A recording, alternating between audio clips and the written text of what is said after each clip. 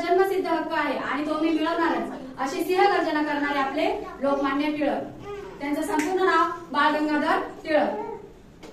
त्यांनी आपण गणेशोत्सव साजरा करतो, तर पूर्वीच्या काळी गणेशोत्सव साजरा करण्यास मनाई होती। तर त्यांनी काय केलं, गणेशोत्सव साजरा करण्यासाठी त्यांनी आतोनात प्रयत्न केले आणि इंग्रजांशी लढा दिला। त्याच्यातूनच आपल्याला गणेशोत्सव साजरा करण्याची प्रेरणा मिळाली आणि त्यांनी गणेशोत्सव हा सण सार्वजनिकरित्या साजरा करण्यासाठी परवानगी मिळवली।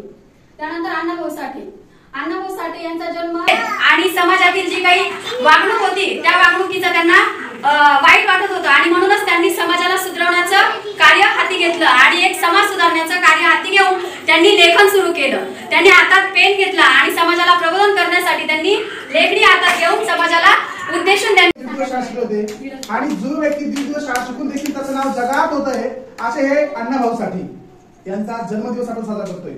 बघा बाळांनो, अतिशय खडतर हे अर्पण प्राणाचे फेडूया ऋण आम्हा हा जन्मला भला त्याचे घेऊ हे ब्रिदहाती असे तू सिंधू नव हिंदुस्थानाचे।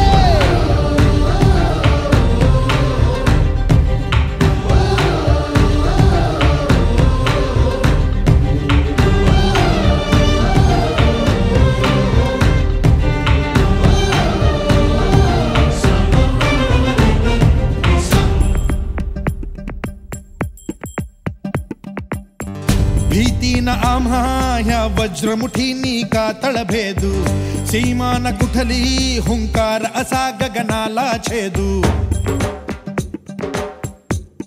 हो भीतीन आम्हा ह्या वज्रमुठीनी का तळभेदू सीमा न कुठली हुंकार असा गगनाला छेदू।